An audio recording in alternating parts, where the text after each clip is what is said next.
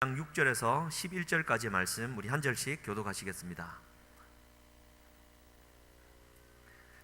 사도행전 우리 1장 6절에서 11절입니다. 제가 먼저 6절을 읽겠습니다.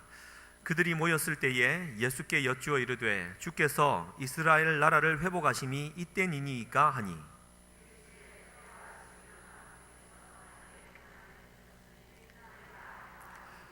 오직 성령이 너희에게 임하시면 너희가 권능을 받고 예루살렘과 온 유대와 사마리아와 땅끝까지 이르러 내 증인이 되리라 하시니라.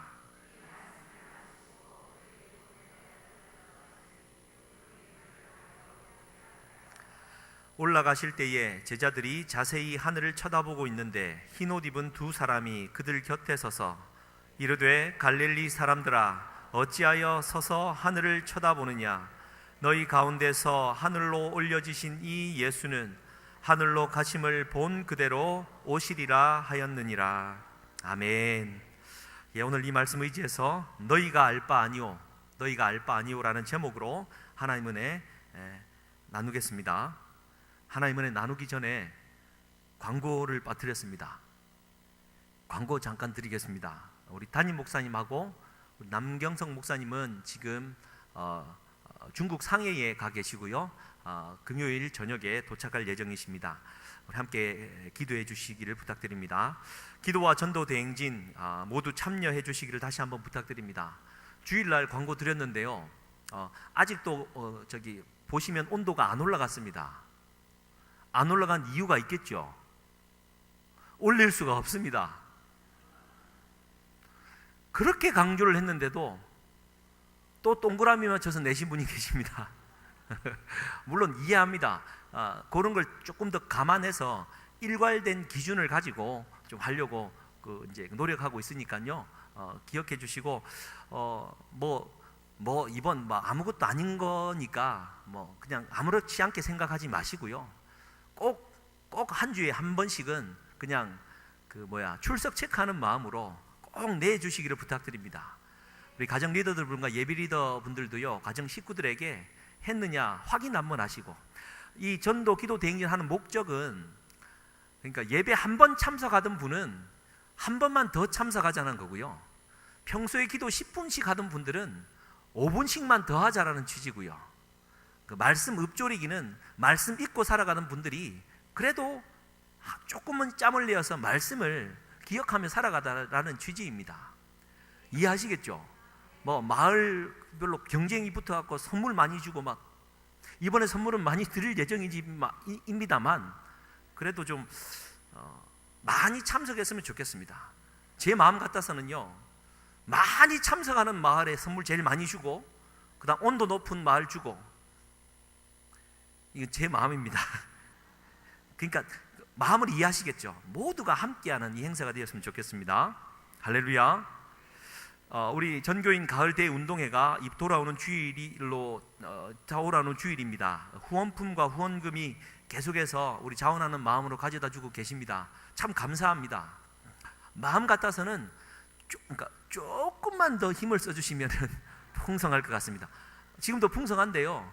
그러니까 그냥 조금만, 그러니까 진짜 기도하시다가 조금 마음에 부담이 있으시면 조금 이렇게 화장지라도 하나 가져다 주시면 너무 풍성할 것 같다라는 마음입니다. 오순절 성령 대망성회가 우리 전부 다 방언의 은사를 받을 수 있도록 우리 목사님께서 그렇게 원하고 계시고, 우리 교회가 모두 방언의 은사를 받는 기간으로 10월 20일부터 22일 목금토 진행됩니다. 그리고 금요 특별 집회가 내일 모레인데요, 본당에서 있습니다. 불덩어리라고 표현되고 있는 김기진 목사님이 오셔가지고 말씀 증거하시고 기도하는데 여러분 함께 해주시기를 부탁드립니다. 그리고 돌아오는 토요일 날 우리 박준성, 우리 정다운 자매의 결혼식이 토요일 오후 1시에 2층 본당에서 있습니다. 오셔서 많이 축복해 주시면 감사하겠습니다. 그리고 전교인 가을 대운동회 그 티는요, 얼추 비슷한 색깔 맞춰 오십시오. 여기에 또 크게 또 돈을 투자하려고 하니까 좀 아끼는 운동회가 되었으면 좋겠다 싶어서요, 비슷한 색깔로 좀 입고 와주시면 좋겠고, 그래도 정 안 되면 이 팔찌를 또 드릴 겁니다. 색깔 구분할 거니까 편안한 마음으로 오셔가지고 우리 마을별로 우리 체육대회를 함께 체육대회가 아니고 가을대 운동에 함께 했으면 좋겠습니다. 할렐루야. 광고 먼저 하고 말씀을 읽어야 되는데 저도 정신이 없었습니다.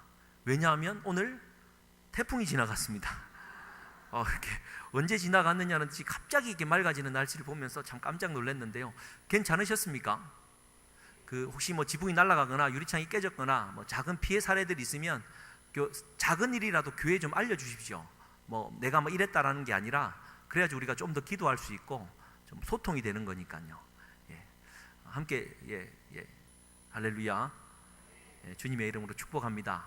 오늘 이 시간 우리 자우분들에게 이렇게 좀 축복했으면 좋겠습니다. 당신을 보니 하나님을 보는 것 같습니다.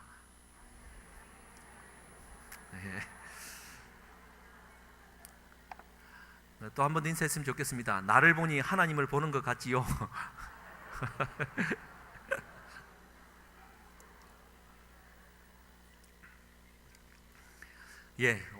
그렇습니다. 우리가 신앙생활을 한다라는 것은요, 상대방을 통해서 하나님을 보는 거고 또 내가 상대방에게 하나님을 보여주는 신앙생활이 되어야 될 줄 믿습니다. 오늘은요 사도행전 1장 이 본문 말씀인데 여러분 보십시오. 사복음서는 마태복음, 마가복음, 누가복음, 요한복음으로 이루어져 있습니다. 그런데 이제 사복음서마다 각각 결론 짓는 부분들이 조금씩 다릅니다만 사복음서의 전체의 결론은 요한복음 21장이라고 할 수 있습니다. 그만큼 배치가 그렇게 되어 있기 때문이죠. 그래서 요한복음 21장과 사도행전 1장과의 이 관계를 우리가 좀 유심히 살펴보아야만 합니다. 한 장만 앞으로 넘기시면 요한복음 21장입니다. 그죠? 그런데 한 장만 앞으로 한번 넘겨보시겠습니까?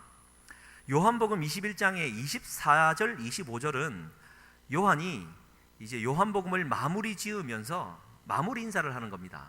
그러니까 이제 최종적인 결론의 이야기는 23절 말씀이 되겠죠.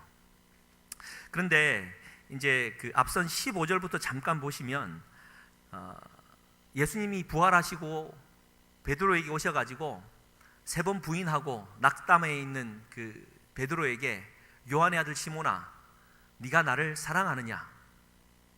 아니, 첫 번째 질문 그게 아니죠. 요한의 아들 시몬아, 네가 다른 사람들보다 나를 더욱 사랑하느냐? 베드로가 네 그렇습니다 대답합니다. 두 번째 질문합니다. 요한의 아들 시몬아, 네가 나를 사랑하느냐? 네 그렇습니다. 요한의 아들 시몬아, 네가 나를 사랑하느냐? 근심하지만 주님이 잘 아십니다라고 이렇게 답변하는 것 잘 알고 계시죠. 그런데 이렇게 3번의 답변을 하는 베드로에게 예수님은 18절 말씀에 이렇게 기록합니다. 내가 진실로 진실로 내게 이르노니 네가 젊어서는 스스로 띠띠고 원하는 곳으로 다녔지만 늙어서는 내 팔을 벌리리니 남이 내게 띠띠우고 원하지 아니하는 곳으로 데려가리라. 이 말은 베드로도 이해했습니다. 베드로가 앞으로 어떠한 삶을 살다가 어떻게 죽을지 안다라는 것이었습니다. 그런데 요한복음의 끝은 이 사건이 아니라 그 얘기를 들었던 베드로의 눈에 누가 들어왔습니까? 예수님이 그렇게 사랑하는 애제자라고 하는 예수님이 사랑하는 그 제자를 보게 됩니다. 그 제자의 이름은 우리는 사도 요한으로 알고 있죠. 보십시오. 마지막 순간에 베드로가 하나님 앞에 사랑 고백을 하고 그분이 자신의 미래를 알려주는 과정 속에서 나는 그 삶을 살아가는데 누가 가장 마음에 걸렸습니까? 그 사랑하는 제자는 최후의 만찬상에서 주님의 품에 안겨 있으면서 누가 예수님을 파는 자입니까? 묻는 자였다라고 기록을 하고 있습니다. 여러분 사도 요한을 잘 아시죠? 보아너게 우레의 아들, 막 불과 같은 사람이었습니다. 어떤 면에서는 베드로나 사도 요한이나 50보, 100보, 그나물의 그 밥,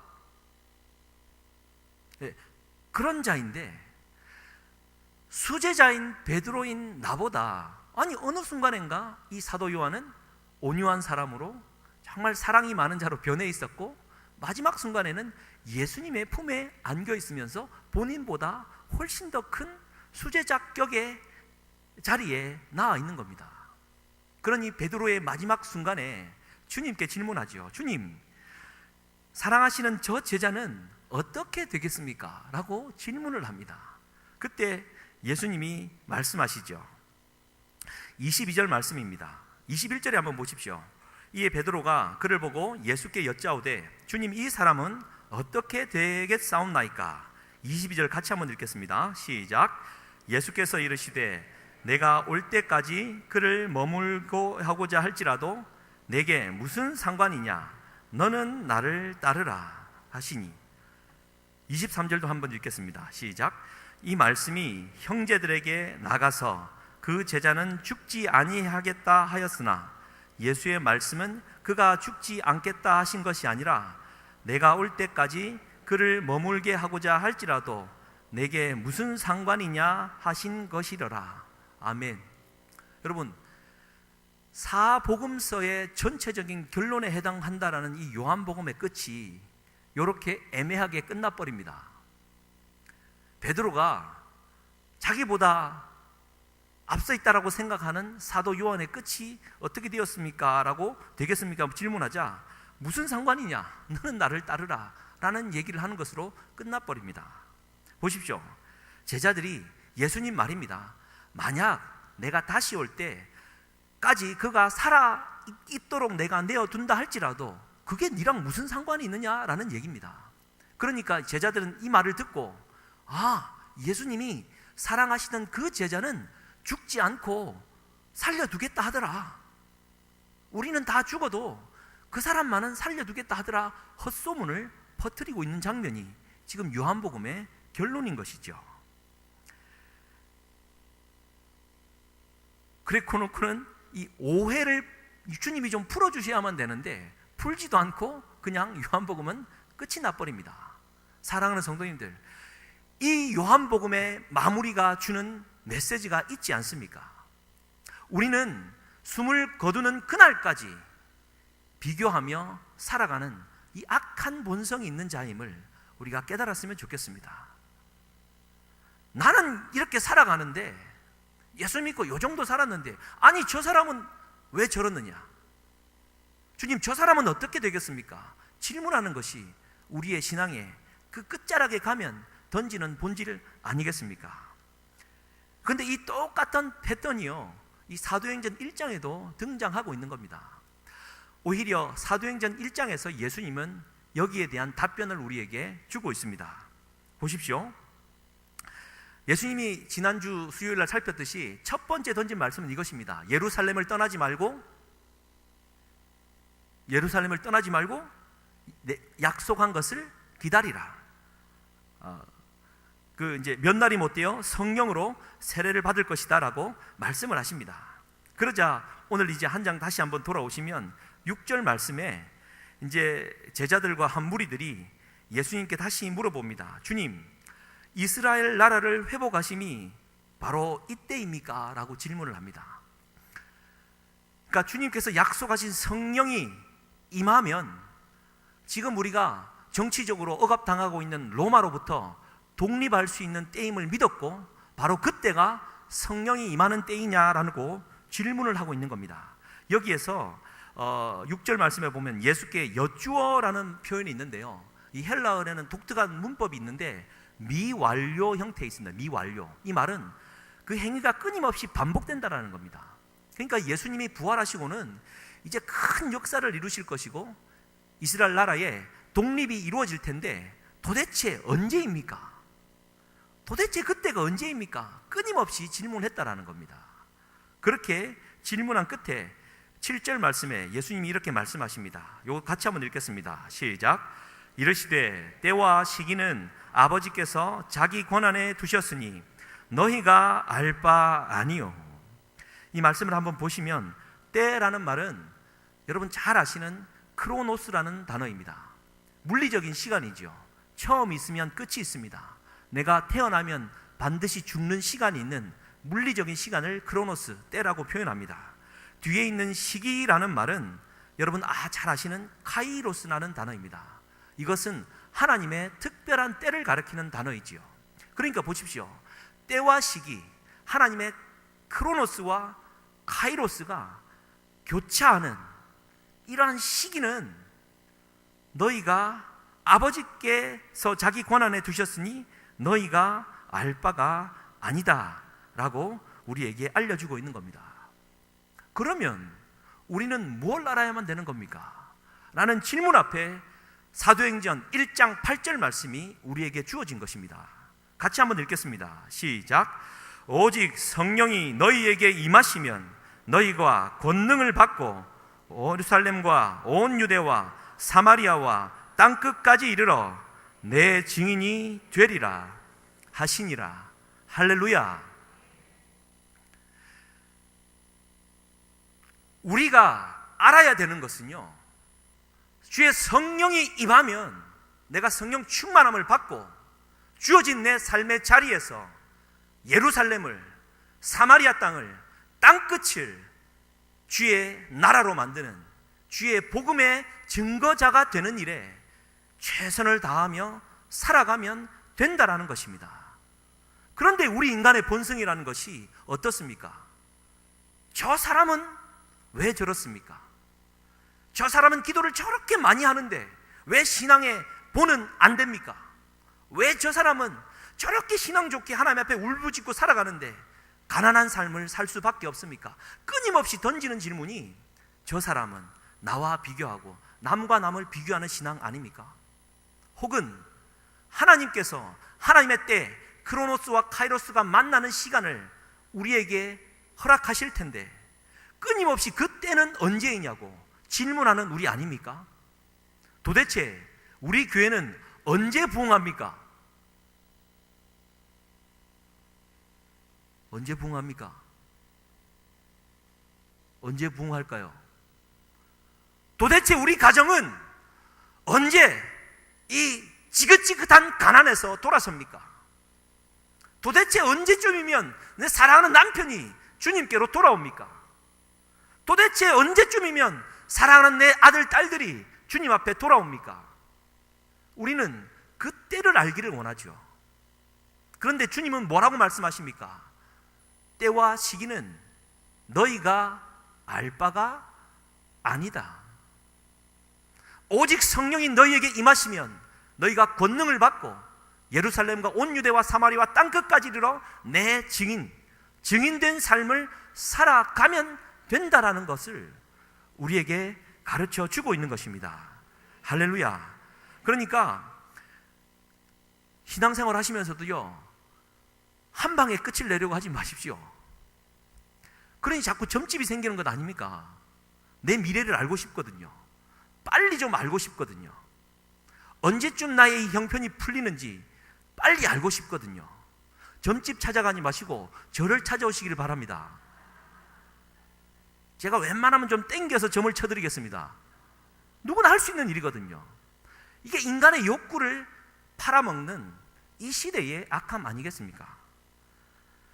나의 때와 나의 시기를 알고 싶어하는 것, 그리고 또 하나님을 만나면 주님 앞에 엎드려 회개하면 내 인생 모든 것이 만사형통하고 다 잘 될 것만 같은, 도대체 언제쯤이면 내가 하나님을 만난 적이 언제인데 내 신앙생활의 모습은 이렇습니까? 자꾸 때와 시기를 알려고 하는 우리들의 모습을 우리 한번 되돌아봐야 할 것입니다. 그래서요, 오늘 우리에게 주신 예수님의 말씀, 너희가 알 바 아니다라는 이 말은요, 너네들 뭐 얼마나 똑똑하길래 뭐 알아봐야 소용없다, 막 그런 뉘앙스가 아니라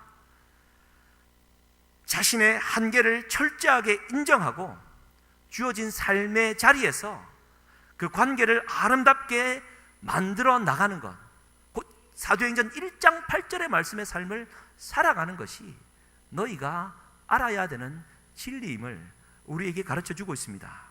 그래서 영어는 이렇게 표현되어 있습니다. It is not for you to know the times. 영어를 한번 읽어드리는 이유는 우리 매일마다 학가다 하는데 애들이 영어를 하기 때문입니다. 저도 자꾸 말씀하면 암송해야 되니까.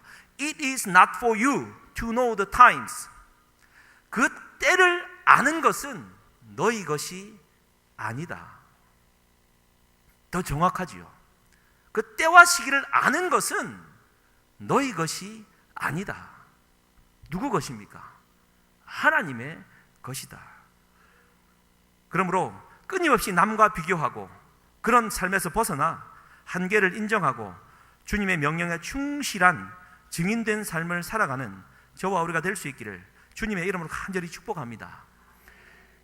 그러니까 너희가 알 바 아니다라는 말은 우리 한계를 인정하라라는 말이거든요. 이것은 두 가지 의미로 우리가 적용할 수 있을 것 같습니다. 첫 번째는 사람과 사람 사이입니다. 부부관계죠. 너무나도 잘 아는 얘기입니다. 남자와 같은 사자와 아리따운 소가 결혼을 했습니다. 소는 사랑하는 남편을 위해서 끊임없이 풀을 뜯어서 되새김질하여서 먹기에 좋게끔 남편을 위해 갖다 바칩니다. 딱 사자인 남편은 출근하고 퇴근하고 돌아와 보니 먹다 남은 풀 조각만 있는 겁니다. 그러니 그래도 아내가 사랑하니까 억지로 먹었습니다. 다음 날도 풀덩어리였습니다. 하도 안 돼가지고 자기의 사랑을 표현하고자 사자가 나갔다가 들짐승을 하나 물어 뜯어가지고 와서 핏덩어리째 사랑하는 아내를 위해서 탁 내려놓습니다. 소는 깜짝 놀랐죠. 그러면서 서로는 상처를 입고 배신감과 섭섭함 때문에 나는 서로를 위해 최선을 다하고 있는지 왜 도대체 상대방은 만족하지 않는가라고 쓸쓸히 헤어졌다라는 우화가 있습니다. 너무나도 잘하는 얘기를 제가 좀 길게 해서 죄송합니다만 보십시오. 게리 체프먼이 5가지 사랑의 언어를 말합니다. 첫 번째는 함께하는 시간, 두 번째 언어는 인정하는 말, 세 번째는 선물, 네 번째는 봉사, 다섯 번째는 스킨십, 신체적 접촉. 대부분의 여성의 사랑의 언어는 함께하는 시간이라고 합니다. 대부분의 남성들의 사랑의 언어는 인정받는 말이라고 합니다. 그런데 이 대부분의 이 부부가 마찬가지거든요. 남편은 정말 뼈 빠지게 아침 일찍 나가서 막 이렇게 머리 조아리면서 자존심 상해가면서 돈 벌어 갖다 주면 피곤하거든요. 돌아오면은 피곤하니까 말하기는 싫고 TV 리모컨 들고 스포츠 봅니다. 아내는 갔다 온 남편이 아무것도 안 도와주니까 속상하지요. 그러니까 서로 불평불만하게 됩니다. 그러다 보니까 서로 사자와 소의 관계가 되어가지고 부부의 관계는 끊임없이 소원해지게 마련이죠. 목회자 가정이라고 다르겠습니까? 목회자는 교회를 위해 아침 일찍 나가서 새벽 기도 인도하고 새벽에 시간이 되면 말씀 준비했다가 9시 출근하고 신방 다니고 말씀 전하고 예배하고 혹 밤늦게까지 있다가 또 잠깐 들어갔다가 나옵니다. 그러면 목회자는요 최선을 다하여 하나님을 위해서 생명 내어드리는 마음으로 살아가는데 사모는 사는 것이 너무나 힘들다라고 만날 하소연합니다. 그러면 그때 목회자는 어떻게 반응하는 줄 아십니까? 사모가 목회는 못 도울 망정 목회자의 발목을 잡는다. 이게 목회자의 말이기도 하지만 주변 사람들의 반응이기도 합니다. 왜냐하면요 사모도 남편 목사와 함께 목사이기도 하지만 함께 시간을 보내고 싶은데 보낼 시간이 없거든요. 목회자는 목회자대로 최선을 다하는데 아내가 우울증에 시달리는지 생각을 못 하거든요.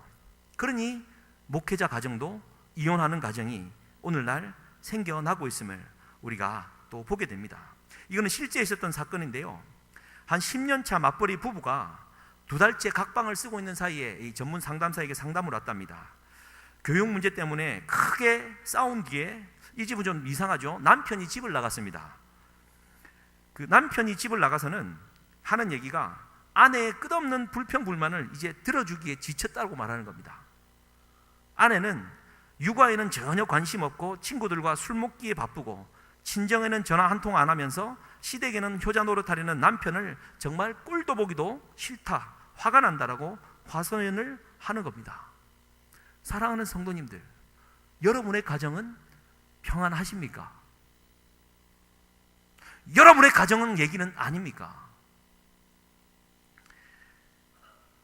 할렐루야.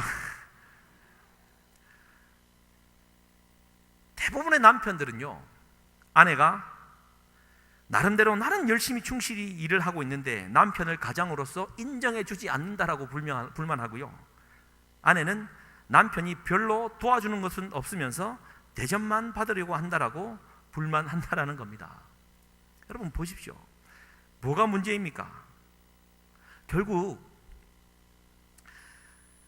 상대방은 어떠한 마음의 상태인지 한 번도 헤아려 보지 않았고 자신은 최선을 다하고 있다라고 착각했기 때문입니다.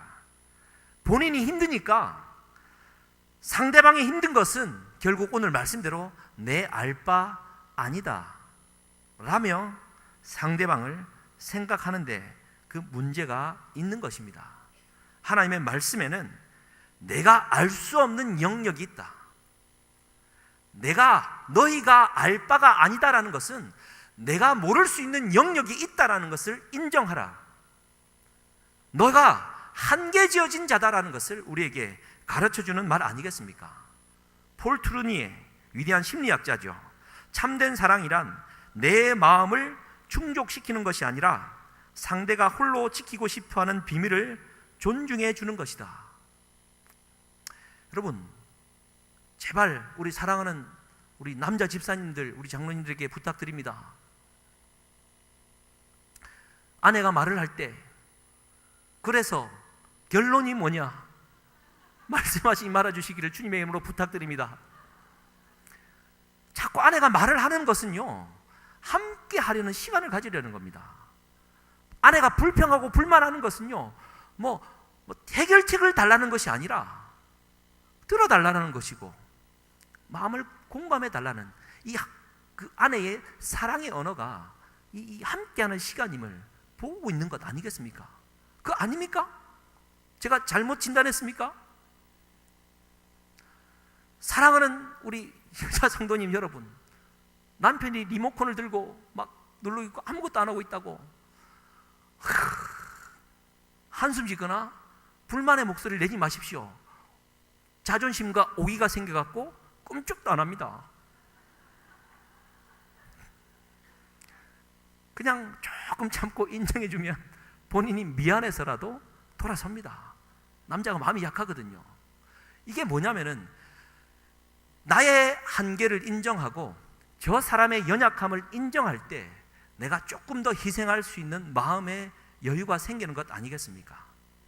너희가 알 바가 아니다라는 이 말은 내가 그렇게 알 수 없는 부분이 많음을 인정하고 상대방을 그대로 여유 있게 인정할 줄 아는 그러한 관계가 되어질 때 하나님의 역사가 이루어지고 그게 참다운 인간의 본연의 아름다운 모습으로 우리가 탈바꿈 할 수 있는 것임을 우리가 기억했으면 참으로 좋겠습니다.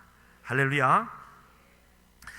뿐만 아니라요, 이 말은 인간 대 인간 사이에서는 그렇게 모를 수 있는 영역이 있지만 하나님과 인간 사이에서도 마찬가지로 하나님의 영역이 있음을, 그리고 인간은 하나님의 영역이 아닌 인간의 영역에서 최선을 다하며 살아가야 된다는 것을 우리에게 알려주고 있습니다. 사실 이 얘기는 다르게 좀 준비하다가 오늘 새벽 기도 시간에 좀 크게 좀 깨달았던 바인데요. 이렇습니다. 여러분 구약 성경에 시므이라는 사람이 나옵니다. 사울 지파였고 다윗 왕이 압살롬 아들이 반역을 하자 그냥 쫓겨가지 않습니까? 그러다 보니까 이제 시므이가 와서 욕을 합니다. 막 있는 욕지거리를 다 퍼부으며 돌팔매질을 하면서 합니다. 이제 다시는 다윗이 돌아오지 못할 줄 알고, 웬걸요? 그런데 다윗이 다시 돌아오게 됩니다. 그랬더니 허둥지둥 가장 먼저 사람들을 이끌고 자기 밑에 1000명이나 되는 사람이 있었다라고 표현할 때 대단한 부자였던 것 같습니다. 와서는요, 그 앞에 굽신거리면서 그 전때 있었던 자의 이 방정맞은 입술을 용서해 주십시오. 나는 내가 무슨 잘못했는지 잘 압니다. 용서해 주세요. 그랬더니 아비새 장군이 와서 쳐 죽이려고 하는데 괜찮다, 놔둬라, 살려주겠다라고 약속을 합니다. 시간이 많이 흘렀습니다. 솔로몬이 이제 왕위에 오르고 그가 다윗이 죽으려고 할 때 유언을 남기죠. 저 시므이 내가 쭉 안 죽이겠다라고 끝까지 지켜봤는데 보통 사람이 아니더라. 여주의 인물이니까 결코 그를 편안하게 가게 하지 말아라라고 유언을 남깁니다. 다윗이 뒤끝이 긴 사람이라고 생각하지 마십시오. 시므이라는 사람을 용서해 주면서 그를 유심히 지켜보니까 이 자기 욕망의 사람이거든요. 언제든 배신하며 아들 솔로몬의 왕위를 위협할 사람 같거든요. 그러다가 다 정리를 하고 이제 마지막으로 솔로몬 왕이 이 시므이를 정리를 하는데요. 너는 그 아버지 다윗의 유언을 따라 이제 내가 지켜볼 텐데 예루살렘을 떠나지 말아라. 특히 예루살렘 안에 흐르고 있는 기드론 시냇가를 건너가는 날에는 정녕 죽을 것이다 얘기를 합니다. 시므이는 그쯤이면 괜찮다라고 생각하고 오케이 사인을 내립니다. 그런데 3년이 흘렀습니다. 3년쯤 흐르면 그 약속도 좀 희미해지지 않겠습니까? 그가 부리던 종 2사람이 애굽 땅으로 도망을 쳐버린 겁니다. 여러분, 거느리던 종이 도망을 쳤다라는 이 한 사건만 보더라도 시므이가 어떤 주인이었음을 알 수 있지 않겠습니까? 본인이 은혜를 받았으면 종도 은혜를 베풀어야 되는데 얼마나 힘들었으면 도망갔겠습니까? 그런데 더 중요한 사실은 그 다윗이 올 때 1000명이나 되는 사람을 거느리고 왔을 정도로 부자였는데 종 2사람이 도망친 거에 이제 우리 시기에 표현하면 확, 예, 여러분과 저와 아는 그 언어, 확 이제 맛이 가버린 겁니다. 그러니 기드론 시내고 뭐고 그냥 달려가고 데려와 버리죠. 그 사실이 솔로몬에게 발각되어지고 이제 죽임을 당하게 되는데요. 보십시오. 이 사건에서 왜 하필이면 예루살렘 시내에 기드론 시냇가를 건너지 말라라고 했을까요? 당시의 기드론 시냇가, 오늘날도 마찬가지라고 합니다. 기드론 시냇가에는 세례 요한의 무덤이 있고요. 많은 사람들이 무덤가로 쓰이고 있는 공동묘지 장소입니다. 골짜기가 깊기 때문에 물이 흘러가고 있고 거기에 그 예전에 열왕기상 15장 말씀에 보면 아사 왕이 아세라 상을 다 부시고는 그 잿더미를 기드론 시냇가에 뿌렸다라고 기록을 하고 있습니다. 그러니 무슨 얘기입니까? 너가 살아가다가 기드론 시냇가에 딱 맞닥뜨리게 되면 거기에 있는 공동묘지를 보고 하나님 앞에 인생이 허무함을 깨닫고 내가 여기를 건너가 버리면 하나님의 심판이 내게 있을 것임을 깨달아 언제든 돌아가는 것, 그것을 깨우치기만 하면 되는데 이 시므이는 그것을 생각하지 않고 자기 욕망대로 살아가다가 결국 기드론 시냇가를 넘어가 버린 겁니다. 자신이 살아가야 될 한계를 인정하지 않고요, 하나님의 영역, 그 약속을 깨버리며 넘어가 버린 겁니다. 마찬가지죠. 선악과 사건이 그렇습니다. 하나님이 왜 선악과를 만드셨습니까? 저 나무를 바라보면 다 놀다가 저 나무 앞에만 서면 여호와 하나님을 기억하라는 겁니다. 다른 건 다 만지고 먹어도 되지만 저것만큼은 하나님의 영역에 속하는 것이므로, 하나님의 그 인간의 한계에 속하는 것이므로 그 앞에서 여호와 하나님을 기억하고 지나가 버리면 되는 것을, 꼭 인간은 그 한계 앞에 유혹에 시달리게 되어지고 먹음직도 하고 포함직도 하여 손을 내밀어 만지고 따서 먹는 죄를 범해버리고 말죠. 우리 인간은 그러한 존재입니다. 너희가 알 바가 아니다라는 것은요, 하나님께서 함께 하시는 하나님의 영역이 있으니 인간은 겸손하게 너희에게 주어진 한계 속에서 최선을 다하며 살아갈 때 인간 존재가 참되고 아름다운 존재로 온전히 세워질 수 있음을 우리에게 알려주고 있다라는 것, 우리가 이 말씀을 통하여 다시 한번 생각하는 이 밤이 되었으면 좋겠습니다. 이 어떤 한 목사님은 설교집에서 이렇게 표현하고 있습니다. 여러분 결혼하실 때 배우자를 얼마나 구체적으로 기도하셨습니까? 요즘 들어 그게 또 유행하더라고요.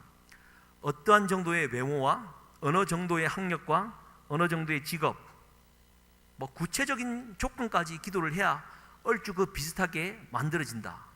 여러분 이거 아멘이십니까? 노멘이십니까?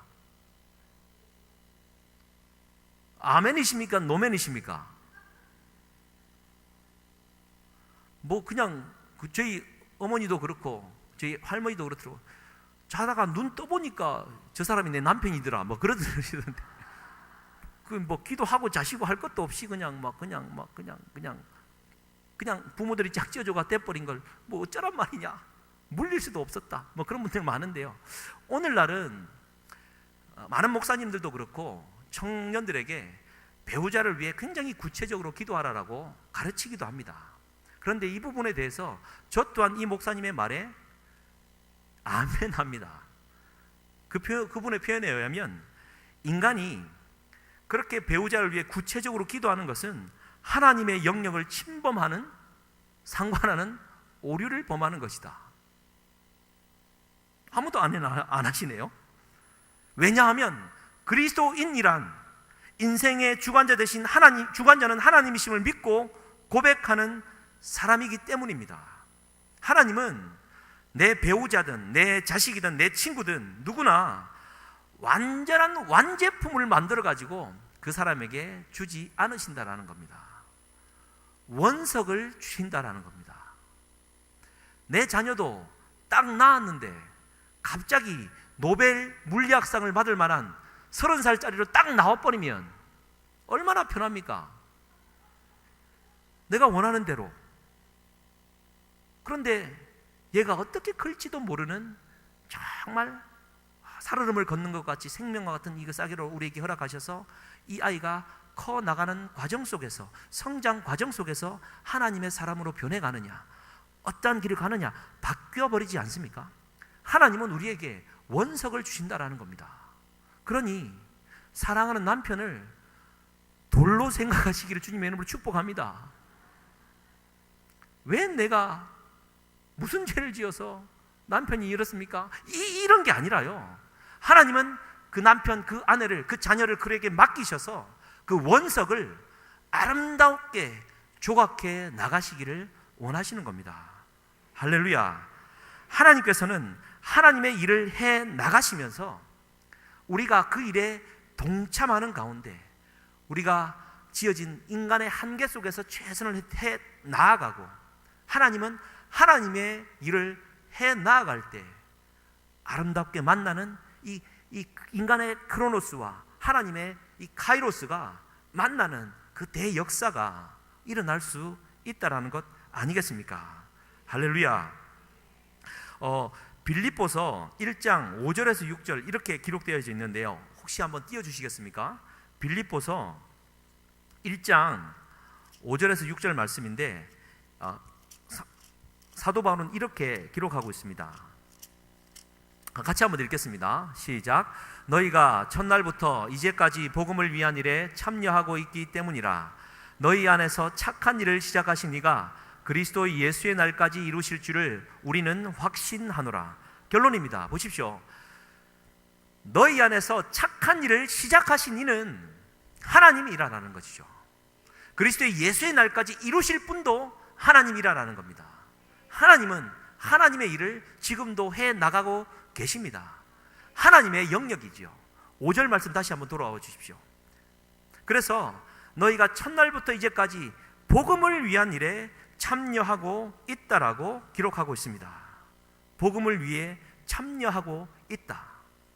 우리가 해야 될 일은 복음에 참여하는 일임을, 그러니까 하나님의 일을 하는 것이 아니라 하나님께서 하시는 일 속에 우리는 참여할 뿐이다라는 것 기억하시면서요, 오늘도 하나님의 나라와 의를 구할 줄 아는 저와 우리가 될 수 있기를 주님의 이름으로 간절히 축복합니다.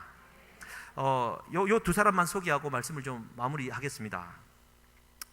이번에 죄송합니다. 또 캐나다 갔던 얘기를 또 하게 됩니다. 예, 나이아가라 자랑은 아니니까 염려하지 마시고요. 이번에 그 혼자 이제 가게 되면서 이제 책을 한 권 들고 갔는데요. 여러분 비행기에서는 책을 보통 잘 못 보게 되는데 가는 동안에 제가 이 책을 보면서요, 혼자서 막 눈물 훔쳐가면서 막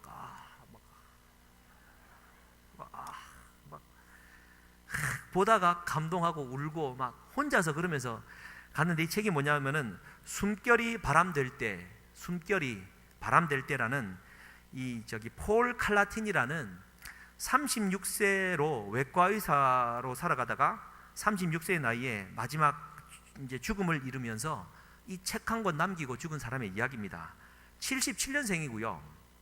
스탠포드 대학 영문학과 생물학 또 예일대 의대를 졸업해서 신경의학과 의사로 되었고 또 신경학교에 또 연구 우수상을 받을 정도로 정말 뛰어난 사람이었답니다. 인도계 3세였는데 과학, 의학, 철학, 문학 뭐 할 것 없이 너무나도 대단한 사람이었고 이 사람이 정말 그 큰 일을 이룰 것 같았는데 뇌의 종양이 발견되어지고 그것이 악성이었고 암으로 전이되어지고 이제 조금 치유되었다가 결국 마지막의 삶을 살아가면서 그 자기의 생명이 사그라져 가는 가운데 절대자인 하나님 앞에 자기의 생명을 내려놓는, 그러면서 그 속에서도 사랑하는 아내, 사귀고 있던 아내랑 결혼을 할까 말까 고민하다가 아내가 결단하고 아기를 놓기로 작정하고 아기가 태어난 지 12개월 만에 아버지가 죽음에 이르는, 정말 하여튼 좀 눈물이 많이 났던, 꼭 한번 읽어보기를, 저라는 전혀 상관없는 책임을 강조하면서요 꼭 한번 읽어보시기를 부탁드립니다. 이제 거기에서 이제 그가 마지막으로 남기는 얘기가 있는데 그 유한성에 대한 얘기입니다. 제가 짧은 부분이지만 이 부분만 한번 읽어드리겠습니다. 시간은 이제 나에게 양날의 검과도 같다. 지난번에 병세가 악화되어 심하게 축난 몸 상태는 점점 나아지고 있지만 얼마 지나지 않아 다시 암이 재발하게 될 테고 그러다 결국 죽음에 이를 것이다. 죽음은 예상보다 느리게 올지도 모르지만 원하는 것보다는 분명 빠르게 닥쳐올 것이다. 사람들은 5년 후에 뭘 하고 있을까 늘 생각한다. 하지만 나는 5년 후에 내가 뭘 하고 있을지 알 수 없다. 죽을 수도 있고 그렇지 않을 수도 있다. 건강할 수도 있다. 글을 쓰고 있을지도 모른다. 어떻게 될런지 정말 모를 일이다. 그러니 점심 식사 이후의 미래를 생각하는 건 시간 낭비다. 동사의 시제 역시 뒤죽박죽이 됐다. 나는 신경외과 의사이다. 나는 신경외과 의사였다. 나는 이전에 신경외과 의사였고 앞으로 다시 의사가 될 것이다. 이 중에 대체 어떤 것이 맞을까? 몇 달 전 졸업 15주년 스탠퍼드 동문 모임에 나갔다. 분홍빛 해가 지평선 아래로 질 때 나는 대학교 안뜰에 서서 위스키를 마셨다. 동창들이 자리를 뜨면서 25주년 모임에서 또 보자고 말했을 때 글쎄 아마 힘들지 않을까? 라고 대답한 건 무례한 짓 같았다. 모든 사람이 유한성에 굴복한다. 대부분의 야망은 성취되거나 버려졌다. 어느 쪽이든 그 야망은 과거의 것이다. 미래는 이제 인생의 목표를 향해 놓인 사다리가 아니라 끊임없이 지속되는 현재가 되어버렸다. 돈, 지위, 전도서의 설교자에 설명한 그 모든 허영이 시시해 보인다. 바람을 쫓는 것과 같으니 말이다. 물론 이게 지금 무슨 말인지 잘 모르겠지만 스토리 속에서요 이 사람이 한마디 한마디 내뱉는 말이 인간이 가진 유한성, 세상을 호령하고 세상에 정말 일획을 그을 만한 능력을 받았던 그가 36세의 젊은 나이에 생을 마감하면서 남긴 그 말, 인간의 유한성. 여러분 우리도 기억했으면 좋겠습니다. 우리의 생이 언제까지 이를지 모르겠습니다만 우리는 그렇게 언젠가는 죽을 수밖에 없고 한계 지어질 수밖에 없습니다. 우리 주님이 사도행전의 대지평을 열어가시면서 너희가 알 바가 아니다 말씀하시는 것은 첫째로 우리 인간의 한계를 인정하고 서로가 서로에 대해서 용납할 수 있는 마음의 여유를 가지라라는 말 뿐만 아니라 인간이 감히 범접할 수 없는 하나님의 나라에 하나님의 일이 있음을 깨닫고 그 창조주 하나님 앞에 유한성을 깨달아 겸손하게 주의 길을 따라가는 우리가 되기를 간절히 소망한다라는 것이 오늘 이 말씀 주제의 핵심이고 또 말씀 제목의 의미라고 생각합니다. 말씀을 마무리하면서 우리 나 주님의 길을 가리라 이 말씀 반주를 좀 해주시고 이 찬양 함께 고백했으면 좋겠습니다. 마지막으로 같은 맥락인데요, 다들 좋아하시는 시일 겁니다. 윤동주 시인의 서시입니다. 27세의 나이로 이제 기울었던 민족 시인이었고, 제가 알기로는 축구를 굉장히 좋아했던 사람입니다. 그렇지만 건강하지 못했습니다. 민족이, 나라가 빼앗겨서 허우적거릴 때 그가 할 수 있었던 것은 다른 사람들처럼 총칼을 들고 독립운동을 하려고 했지만 그는 역부족이었습니다. 그는 그 한계를 알았습니다. 그러나 그가 할 수 있었던 것은 글이었습니다. 그래서 이렇게 그는 우리에게 지금도 회자되는 글을 남깁니다. 죽는 날까지 하늘을 우러러 한 점 부끄러움이 없기를, 잎새에 이는 바람에도 나는 괴로워했다. 별을 노래하는 마음으로 모든 죽어가는 것을 사랑해야지. 그리고 나한테 주어진 길을 걸어가야겠다. 오늘 밤에도 별이 바람에 스치운다. 그가 할 수 있었던 그 길을, 그는 그 길을, 주어진 그 길을 가겠다 결심하며 추운 밤에 이는 별 속에서 자신의 한계를 기억했던 시인. 그러나 이미 그 마음 안에는 하나님의 나라가 있었음을 우리가 기억하면서요, 우리 찬양 함께 좀 고백했으면 좋겠습니다. 주님, 내가 주님의 길을 가겠습니다. 주님의 얼굴을 구할 때 거룩한 성령이 임하셔서 주 위에 내 생명 다해 주 복음을 전하며 승리의 날이 올 때까지 결코 돌아서지 않고 사랑하며 살아가겠습니다. 함께 고백했으면 좋겠습니다. 나 주님의 길을 가리라. 나 주님의 길을 가리라.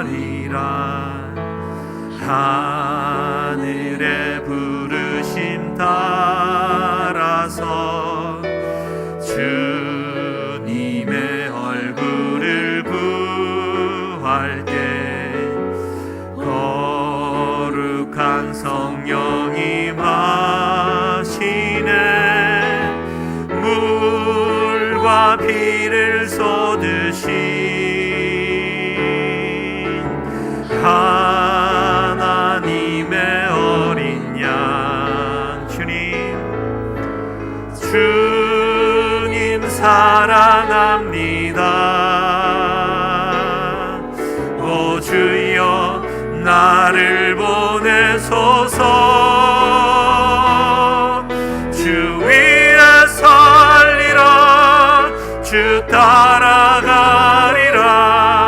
내 생명 다하여 주 복음 전하리.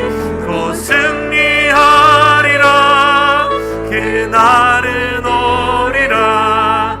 난 결코 돌아서지. 아멘. 물과 피를 쏟으신 우리 하나님의 어린 양 되신 주님을, 물과 피를 쏟으신 하나님, 내가 전심을 다해 사랑합니다. 주님 사랑함. 주님 나를 보내어 주옵소서. 오 주여 나를 보내. 주님 나라와 의를 위하여 내가 주를 위해 살겠습니다. 살리라. 주 따라가리라. 내 생명 다하여 주 복음 전하리. 곧 승리하리라. 그날은 오리라. 난 결코 돌아서지 않. 주 위에 살리라.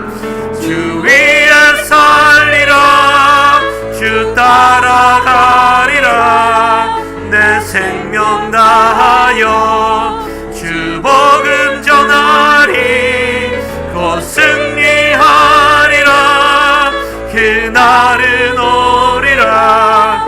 난 결코 돌아서지. 우리 다시 한번 고백하십시다. 물과 피를 쏟으신 하나님의 어린 양, 물과 피를 내게 생명 다하여 내어주신 그분의 사랑이 이 저녁에 다시 한번 우리의 몸과 마음을 적시기를 간절히 소망합니다. 너희가 알 바 아니라 말씀하시는 우리 주님의 음성 앞에 나의 한계를 모르고 교만했던 나의 죄악을 십자가의 보혈 앞에 다 내려놓사오니 이 시간 나를 보내어 주시옵소서. 위에 살리라 주 따라가리라 내 생명 다하여 주 복음 전하리 곧 승리하리라 그날은 오리라 난 결코 돌아서지 않. 우리 사랑하는 성도님들, 이 시간 함께 기도하기 원합니다. 나의 한계를 모르고 교만했던 나의 아집을 이 시간 내려놓습니다. 사랑하는 내 남편과 내 아내를 사랑으로 용납합니다. 사랑하는 내 자녀와 내 가족들을 주님 안에 품습니다. 주님 안에 우리 교회를 내 가슴 위에 품습니다. 사랑하는 성도들 내 마음 안에 품습니다. 더불어 나의 한계를 인정하고 지금도 운행하신 하나님의 권세 앞에 내가 엎드려 기도하기를 원하고 하나님 엎드려 나의 한계를 인정하오니 이 시간 물과 피를 쏟으신 그리스도의 십자가의 보혈이 이 시간 안수하여 주시고 세입을 얻는 이 밤이 되어지게 하여 주시옵소서. 주여 세 번 외치고 함께 기도하겠습니다. 주여 주여 주여. 살아계신 여호와 하나님 감사합니다. 이 밤도 주의 전에 나와 기도하게 하시니 감사합니다. 태풍이 어느새 지나가게 하셔서 감사합니다. 흔들리고 하나님 지나가지 않을 것만 같은 그 위기가 금세 지나가 버리고 하늘에 태양이 솟듯이 주여 우리의 한계는 자연 앞에서 아무것도 아님을 하나님 아무것도 아닌 존재임을 깨닫게 하여 주시고 하나님이여 나의 욕망과 집들을 그리스도의 십자가 앞에 넘지 말아야 될 그 한계 앞에 넘어서지 않도록 아버지여 나를 겸손하게 하여 주시고 하나님이여 사랑하는 내 가족을 품게 하여 주시고 주의 몸된 교회를 품어내게 하여 주시고 사랑하는 성도들을 나의 마음으로 품게 하여 주셔서 하나님 우리가 하나 되어서 함께 연합하며 기드론 시대를 건너가지 않으며 서로가 서로를 품고 사랑하는 가운데 아버지여 우리가 알 바 아닌 것을 일부러 알고자 하는 것이 아니라 정말 알아야 될 것만 알고 나라와 민족과 세계 열망을 향해 걸어가는 참된 일꾼들이 되어지기를 간절히 소망합니다. 오직 성령이 너희에게 임하시면 오직 성령이 너희에게 임하시면 너희가 권능을 받고 예루살렘과 온 유대와 사마리아와 땅 끝까지 이르러 내 증인이 되리라 하신 말씀처럼 오로지 증인된 삶만을 살아가는